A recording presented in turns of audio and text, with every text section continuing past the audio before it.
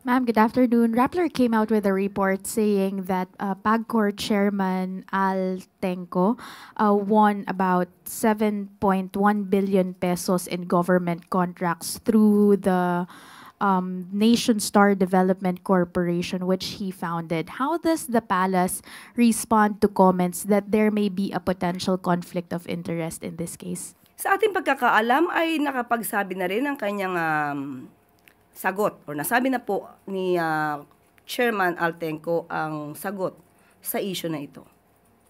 So, doon na naman po tayo. Yun na naman po ang ating masasabi dyan.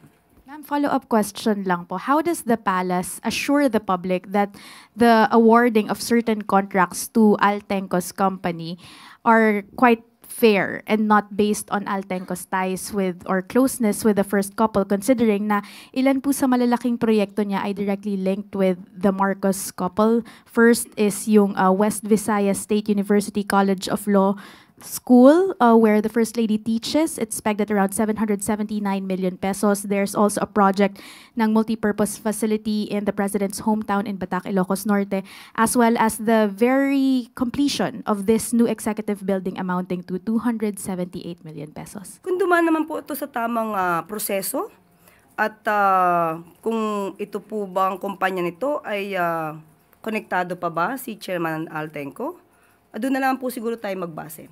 Kung ito naman po ay hindi mako-question ang kalidad ng kanyang pagkakagawa at wala namang masasabing anomalya, doon na lamang po muna tayo dahil mismong si Chairman Altenco na po ang nagsabi na siya'y walang kinalaman dito. Last, ma'am, you see no need to review the contracts considering na what happened with Silver Wolves Construction is also quite similar in the sense na baka may potential conflict of interest. Mas maganda po siguro kung mayroong nagbibintang, magbigay na sila agad ng ebidensya para ma-review po.